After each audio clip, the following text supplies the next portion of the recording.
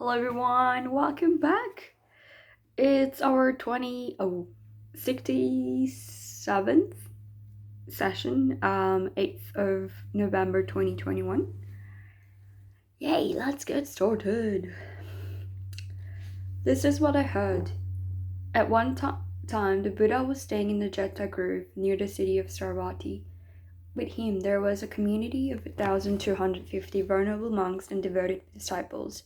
One day before dawn, the Buddha clothed himself and, along with his disciple, took up his alms bowls and entered the city to beg for the food door to door, as was his custom.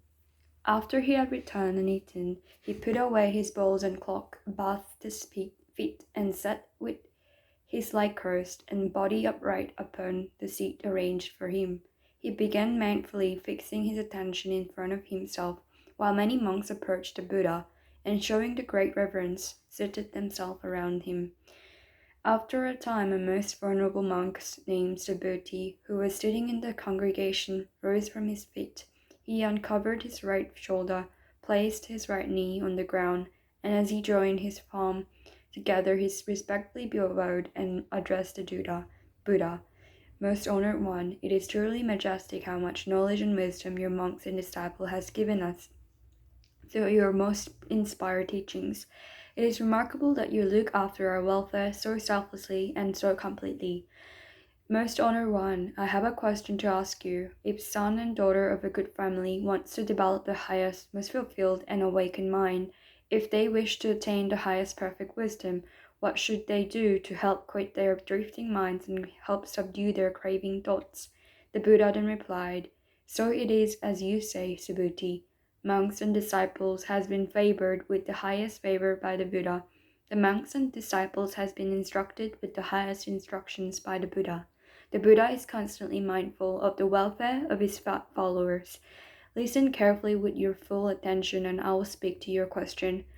If son and daughter of good families want to develop the highest, most fulfilled and awakened mind, if they wish to attain the highest perfect wisdom and quit their drifting mind while subduing their craving thoughts, then they should follow what I'm about to say to you. Those who follow what I am about to say here will be able to subdue their discriminating thoughts and craving desires. It is possible to attain perfect tranquility and clarity of mind by observing and dwelling on the teaching I'm about to give. Then the Buddha addressed the assembly. All living beings, whether born from eggs, from the womb, from the moisture, or spontaneously, whether they have form or do not have form, whether they are aware or unaware, whether they are aware or not aware, all living beings will eventually be led by me to the final nirvana, the final ending of the cycle of birth and death. And when this unfathomable infinite number of living beings have been all liberated, in truth, not even a single being has actually been liberated. Why, Subhuti? Because if a disciple still cling to the arbitrary illusions of forms or phenomena such as an ego, personality, a person, a separate person, or universal self existing eternally, then the person is not an authentic disciple. Furthermore, Subhuti, in the practice of compassion and charity, the disciple should be detached. That is to say, he should follow compassion and charity without regards to appearances, without regards to form, without regards to smell, sound, taste, touch, or any quality of any kind. Subhuti, this is how the disciple should practice compassion and charity. Why? Because practicing compassion and charity without attachment is the way to reaching the highest perfect wisdom. It is the way to becoming a living Buddha. Subhuti, do you think that you can measure all of the space in the eastern heaven? No, most honored one. One cannot possibly measure all of the space in the eastern heavens. Subhuti, can space in all the western, southern, and northern heavens, both above and below, be measured? No, most honored one cannot possibly measure all the space in the western, southern, and northern heaven. While Subhuti, the same is true of the merit of the disciple who practices compassion and charity without any detachment to appearance. Without cherishing any idea of form, it is possible to measure the merits they will acquire. Subhuti, my disciples should let their minds observe and dwell in the teaching I have just given. Subhuti, what do you think? Can the Buddha be recognized by means of this bodily form? No, most honored one, the Buddha cannot be recognized means of the bodily form. Why? Because when the Buddha speaks of bodily form, it is not real form, but only an illusion. The Buddha then spoke to Subhuti. All that has a form is elusive and unreal. When you see that all forms are elusive and real, then you will begin to perceive your true Buddha nature. Subhuti respectfully asked Buddha, Most honored one, in the future, if persons hearing this teaching, even if it is only a praise or sentences, is it possible for the person to have a true faith and knowledge of enlightenment awaken in their mind? Without a doubt, Subhuti, even 500 years after enlightenment of this Buddha, there will be someone who are virtuous and wise, and while practicing compassion and charity, they will believe in the words and praises of this sutra and will awaken their mind purely. After they come to hear this teaching, they will be inspired with belief. This is because when some people hear these words, they will have understood intuitively that these words are the truth. But you must also remember, Subhuti, that such persons have long ago planted the seed of goodness and merits that leads to this realization. They have planted the seeds of good deeds and charity not simply before the Buddhist temple or 2 temples of 5, but before hundreds of thousands of Buddhas and temples. So when a person who hears the words and praises of this sutra is ready for it to happen, a pure faith and clarity can awaken within their mind. Subhuti, any person who awakens faith upon hearing the words and praises of this sutra will accumulate countless blessings and merits. How do I know this? Because this person must have discovered all arbitrary notion of the existence of the personal self, of other self, people, or of universal self. Otherwise, their mind would still grasp after such relative conceptions. Furthermore, these people must have already discarded all arbitrary notions of the non-existence of personal self, other people, or universal self. Otherwise, their mind would still be grasping at such notion. Therefore, anyone who seeks total enlightenment should discard not only all conception of their own selfhood, of other self, or of a universal self, but they should also discard all notions of the non-existence of such concepts. When the Buddha explains these things such as concepts and ideas, people should remember the unreality of all such concepts and ideas. When such recalls that in teaching spiritual truth, the Buddha always uses this concept and ideas in a way that a raft is used to cross the river. Once the river has been crossed over, the raft is no more use, and should be discarded. This arbitrary concept and ideas about spiritual things needs to be explained to us as we seek to attain enlightenment. However, ultimately, this arbitrary conception can be discarded. Think, Subhuti, isn't it more obvious that we should also give up our conception for non-existing things? Then Buddha asked Subhuti, What do you think, Subhuti? Has the Buddha arrived at the highest, most fulfilled, and most awakened and enlightened mind? Does the Buddha teach any teaching?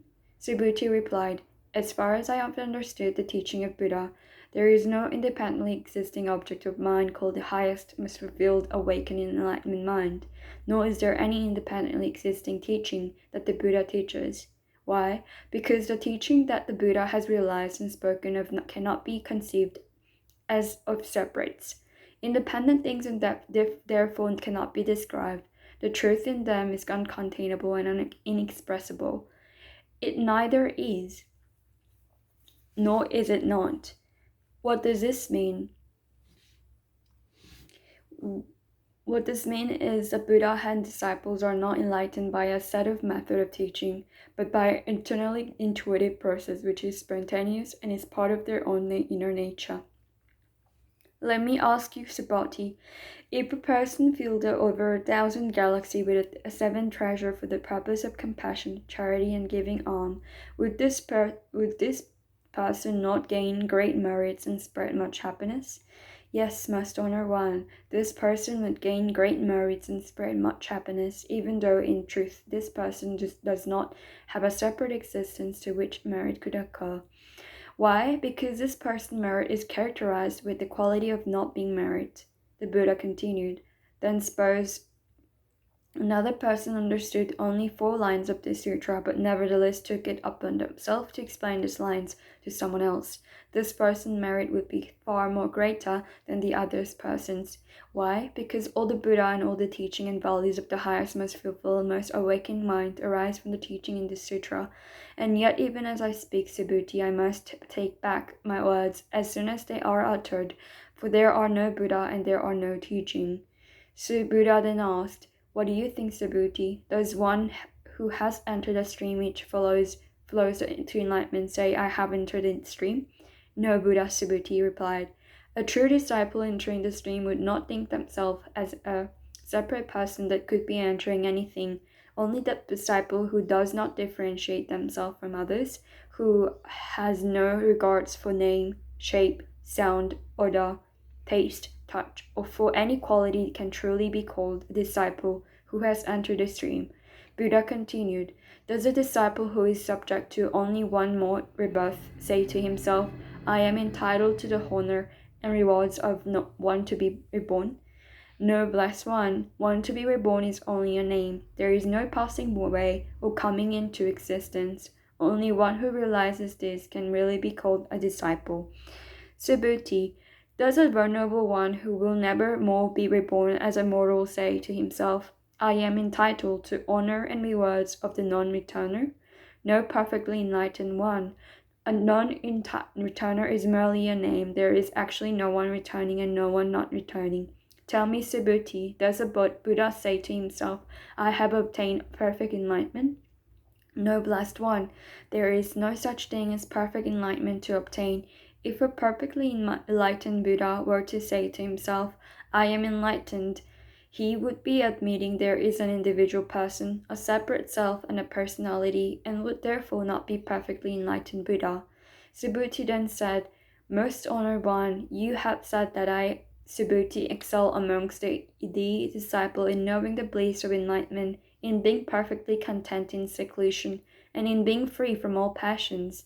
Yet I do not say to myself that I am so, for I've never thought of myself as such then. It would not be the truth that I escape a good illusion. I know that in truth there is Subhuti, and therefore Subhuti aside nowhere, that they neither know, nor does he not know bliss, and that he is neither free from nor enslaved by his passions. The Buddha then continued, what do you think, Subhuti? When I was in a previous life with Dipankara Buddha, did I receive any definite teachings or attain any degree of self-control, whereby I later become a Buddha? No, honorable one. When you were a disciple Dipankara Buddha, in truth, you received no definite teaching, nor did you attain any definite degree of self-control. Subhuti, know also that if any Buddha would say, I will create a paradise, he would speak falsely. Why? Because a paradise cannot be created, nor can it not be uncreated. A disciple should develop a mind which is no way dependent upon sight, sound, smells, taste, sensory sensation, or any mental conceptions. A disciple should develop a mind which does not rely on anything. Therefore, Subhuti, the minds of all disciples should be purified of all thoughts that relate to seeing, hearing, tasting, smelling, touching, and discriminating. They should use their mind spontaneously and naturally without being constrained by preconceived notion arising from the senses. Suppose, Subhuti, a man had an enormous body. Would the sense of personal existence he had also be enormous? Yes, indeed, Buddha, Subhuti answered. His sense of personal existence would be enormous. The Buddha has taught that personal existence is just a name, for it is in fact that neither existence nor existence, so it only has the name personal existence.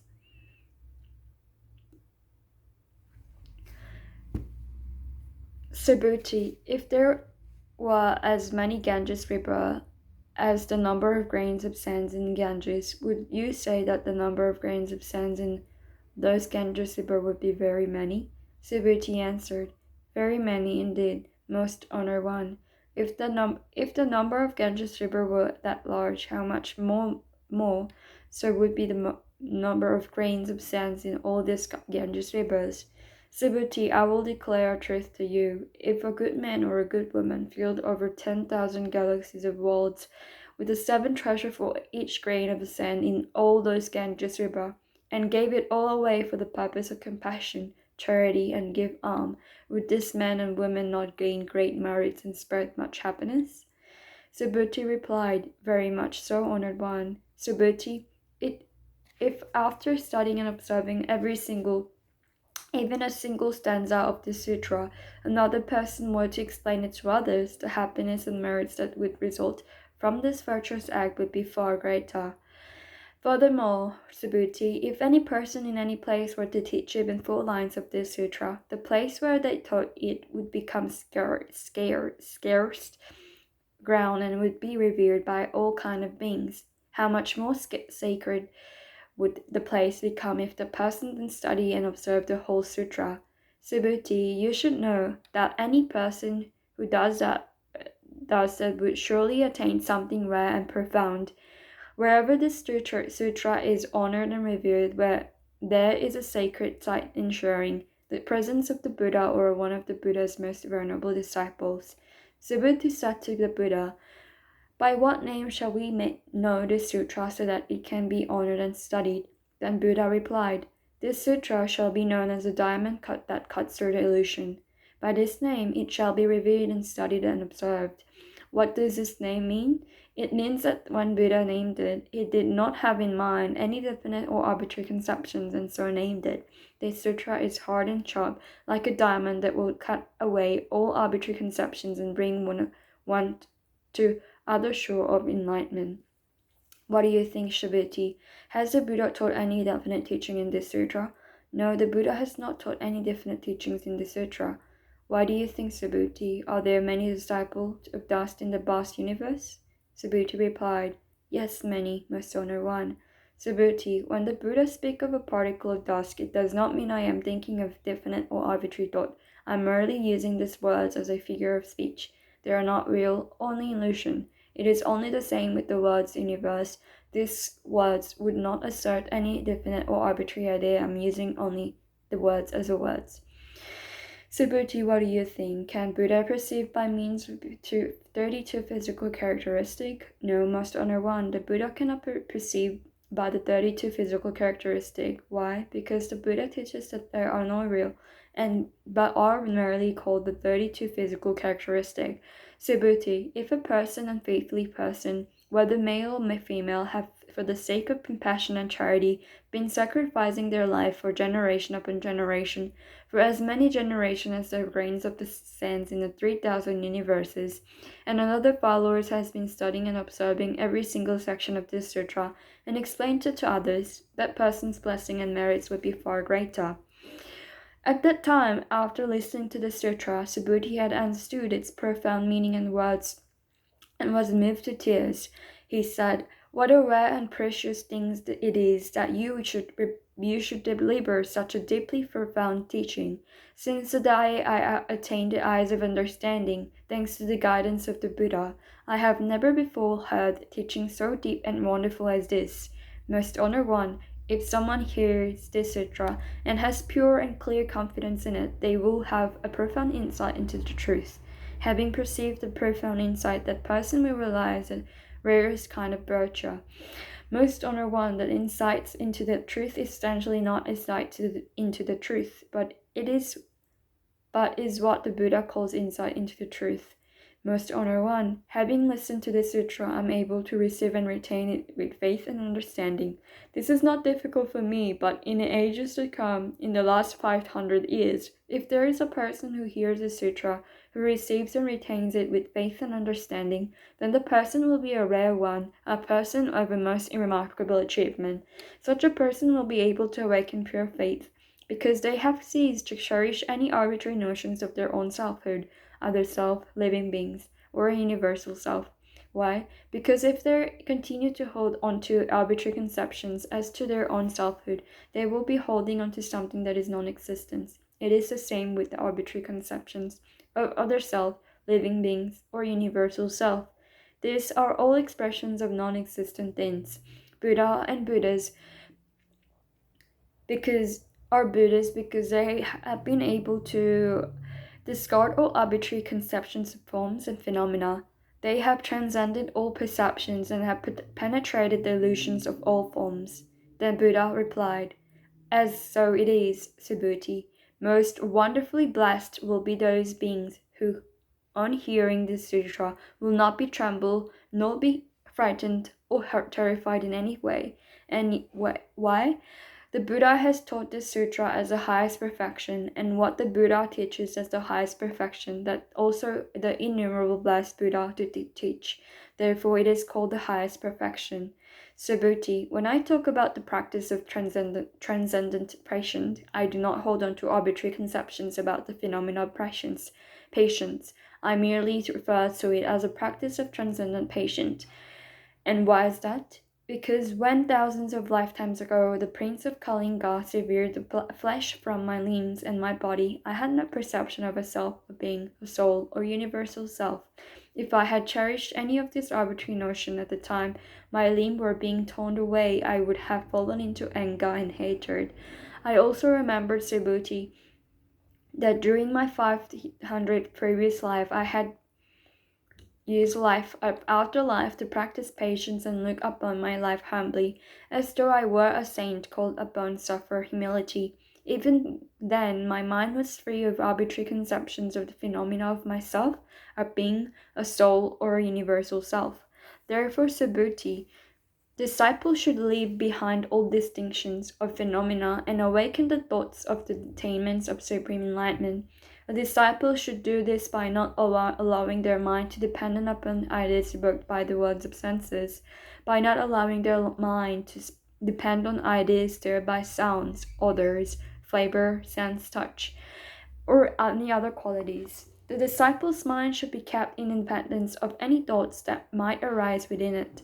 If the person's mind depends upon anything in the sensory, that the mind of the disciple should not accept the appearance of things as advised when exercising charity. So Buddhi, as a disciple, practice compassion and charity for the welfare of all living beings.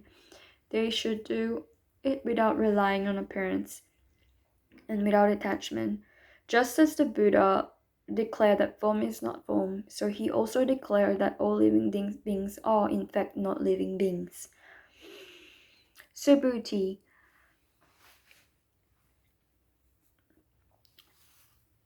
If one hand, a son or daughter of a good family gives up his or her life in the morning as many times as there are grains of sand in the Ganges River as an act of generosity, and gives as much gain in the afternoon and gave as many gain again in the evening, and continues doing so for countless great ages, and if the other hands, another person listens to this sutra with complete confidence and without contention, that person's happiness will be far greater.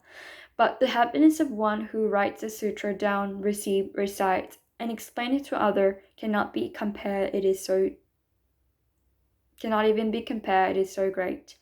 Subhuti, we can summarize by saying that the merits and virtue of this sutra is conceivable, incalculable, and boundless. The Buddha has declared this teaching for the benefit of initiates on the path of enlightenment. He has declared it for the benefit of initiates on the path through nirvana. If there is someone capable of receiving, practicing, reciting, and sharing the sutra with others, the Buddha will see and know that person, and he or she will receive immeasurable, incalculable, and boundless merits and virtue. Such a person is known to be carrying a supreme enlightenment attained by the Buddha. Why? Subhuti, if a person is satisfied with lesser teaching than those I represent here, if he or she is still caught up in the ideas of self, person, a living beings, or universal self, then the person would not be able to listen to, receive, recite, or explain the sutra to others. Subhuti, wherever the sutra shall be observed, studied, and explained, that the place becomes sacred ground to which countless spiritual advanced beings will bring offerings. Such places, however humble they may be, will be revered as though they were famous temples, and a countless pilgrim will come there to worship. Such a place is a shrine and should be penetrated with formal ceremonies. and offerings of flowers and incense. That is the power of the sutra. Furthermore, Subhuti, if a good man and a good woman who accept, upholds, reads, and recite the sutra is distrained and slandered, if they are despised or insulted, it means that in prior lives they committed evil acts, and as a result are now suffering the fruits of their action. When their prior life evil acts have finally been dissolved and extinguished, he or she will attain a supreme clarity of most fulfilled and awakened mind. Subhuti, in ancient time, before I met Dipankara Buddha, I had made offering to and had been attendant of 84,000 billion Buddhas. If someone is able to receive, recite, study, and practice the sutra in a later, more distant age, then the happiness and merit brought about by this virtuous act would be hundreds and thousands of times greater than that which I brought about my service to Buddha in ancient times. In fact, such happiness and merits cannot be conceived or compared with anything even mathematically. If I were to explain all this detail now, some people might be suspicious and delivering, and their mind may even be distorted and confused. So, Bhuti, you should know that the meaning of the sutra even is beyond conception and discussion. Likewise, the fruit resulting from receiving and practicing the sutra is beyond conception and discussion. At that time, the Venerable Subhuti then asked the Buddha, "World Honored One, may I ask you a question again? If son or daughter of a good family wants to develop the highest, most fulfilled and awakened mind, if they wish to attain the highest perfect wisdom, what should they do to help quit their drifting mind and master their thinking?" The Buddha replied, "Subhuti, a good son or daughter who wants to give rise to the highest, most fulfilled and awakened mind must create this resolved attitude of mind. I must help to lead all beings to the shore of awakening. But after this being have become liberated in truth, I know that not even a single being has been liberated. Why is this so? If a disciple cherishes the idea of self, a person, a living beings, or universal self, then the person is not an authentic disciple. Why? Because in fact there is no independent existing mind called the highest, most fulfilled and awakened mind. What do you think, Subhuti? In ancient time, when the Buddha was living with Dipankara Buddha, did he attain anything called the highest, most fulfilled and awakened mind? No, most honored one. According to what I understand from the teaching of the Buddha, there is no attaining of anything called the highest, most fulfilled and awakened mind. The Buddha said, "You are correct, Subhuti. In fact, there does not exist any so-called highest, most fulfilled and awakened mind that the Buddha attains. Because if there had been any such thing, Dipankara Buddha would not have predicted of me, in the future you will come to become Buddha, known as the most honored one. This prediction was made because there is no, in fact, nothing to be attained. Someone would be mistaken to say the Buddha has attained the highest, most fulfilled and awakened mind, because there is no such thing as highest, most fulfilled and awakened mind to be attained." Subhuti, a comparison can be made with this idea of large human body. What would understand me to mean if I spoke of a large human body? I would understand that the Buddha was speaking of a large human body not as an arbitrary conception of its being, but as a series of words only. I would understand that the words carries merely an imagery meaning. When the Buddha speaks of a large human body, he uses the words only as words. Subhuti, it is just the same when the disciples speak a liberating numberless sentient being. If they have in mind any arbitrary conceptions of sentient beings or definite numbers, then they are unworthy of being called disciple. Subhuti, my teachings reveal that even such a thing as is called disciple is non-existent. Furthermore, there is really nothing for a disciple to liberated. A true disciple knows that there is no such thing as a self, a person, a living being, or universal self. A true disciple knows that all beings are devoid of selfhood, devoid of any separate individuality. To make this teaching even more empathetic, the Buddha continued, "If a disciple were to speak as follows, I have to create the serene and beautiful Buddhahood field. That person is not yet truly a disciple.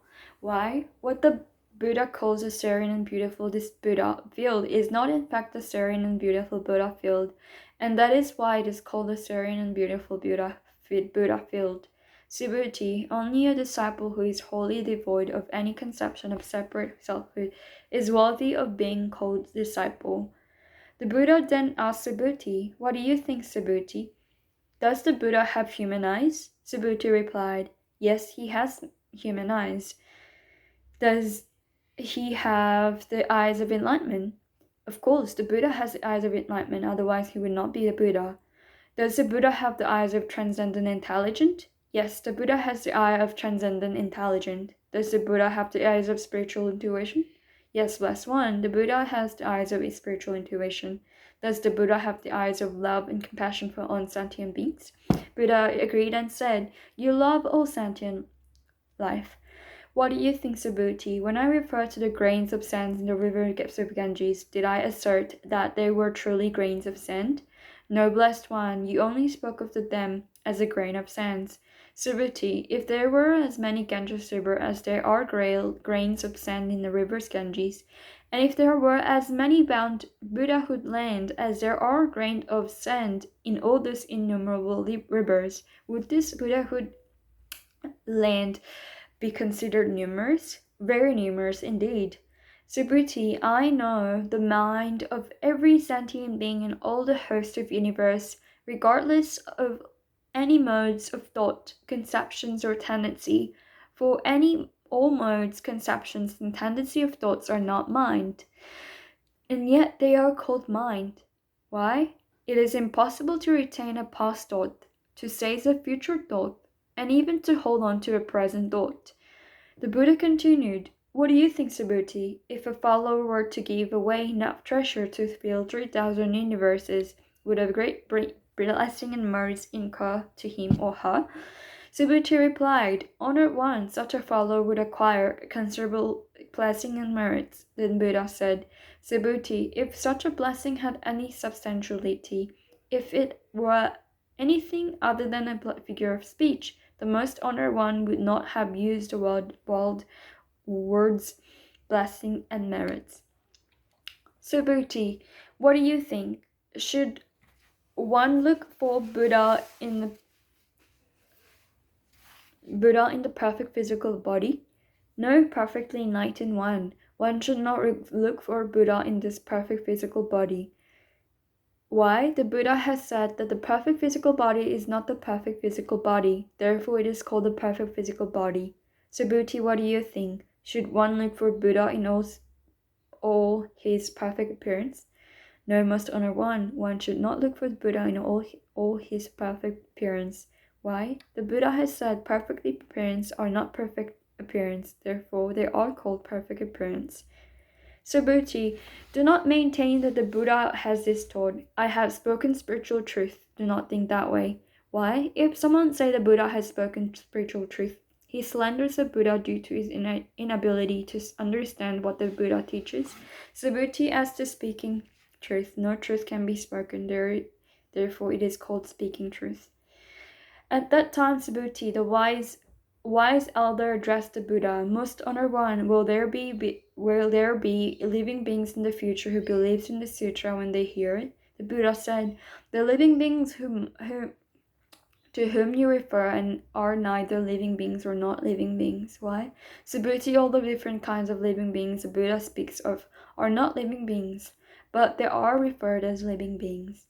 Subhuti asked again, "Blessed one, when you attained complete enlightenment, did you feel in the mind that nothing has been acquired?" The Buddha replied, "That is exactly, Subhuti. When I attained total enlightenment, I did not feel, as the mind feels, any arbitrary conception of spiritual truth, not even the slightest. Even the words total enlightenment are merely words. They are used merely as a figure of speech. Furthermore, Subhuti, what I have attained in total enlightenment is the same as what all other have attained. It is undifferentiated, regards neither as a high state nor low state. It is wholly independent of definite or arbitrary conceptions of individual self, other self, living things, and a universal self." Or Subhuti, when someone is selfishly charitable, they should also practice being ethically by remembering that there is no distinction between oneself and selfhood of others. Thus, one practices charity by giving not only gifts, but through kindness and sympathy. Practice kindness and charity without attachment, and you can become fully enlightened.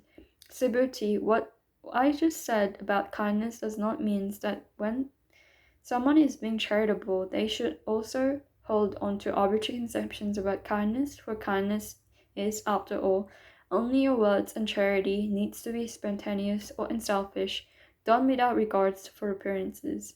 The Buddha continued, Subhuti, if a person collects treasure as high as 3,000 of the highest mountains and give them all to others, their merit would be less than what would occur to any person who simply observed and studied this sutra, and out of kindness explained to others.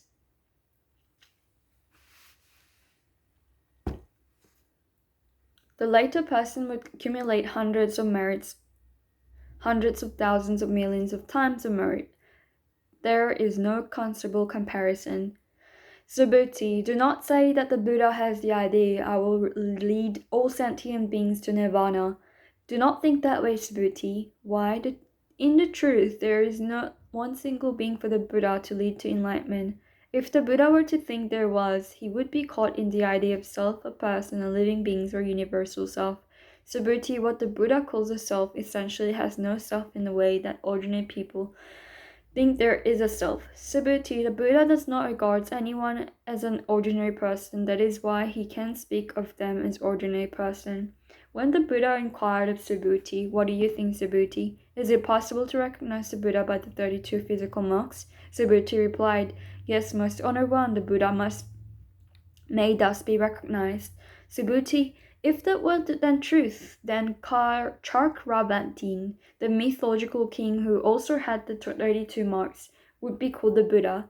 Then Subhuti, realizing his error, and said, most honored one, now I realize that the Buddha cannot be recognized merely by 32 physical marks of excellence. The Buddha then said, should anyone looking at the image or likeness of the Buddha claims to know the Buddha and worship him, that person would be mistaken, not knowing the true Buddha. However, Subhuti, if you think that Buddha realized the highest, most revealed and awakened mind, and does not need to have all marks, you are mistaken. Subhuti, do not think in this way. Do not think that when one gives rise to highest, most revealed and awakened mind, one needs to see all objects of mind as non-existent, cut off from life. Please do not think in that way.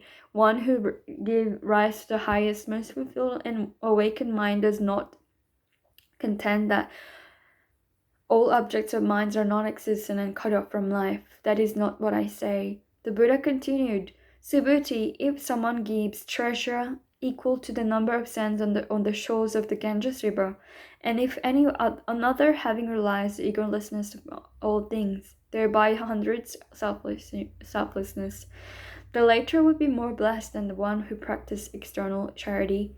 Why? Because great disciples do not see blessing and merit as a private possession as something to be gained. Subhuti inquired the Buddha, what do you mean? Great disciples do not see blessing and merits as a private possession?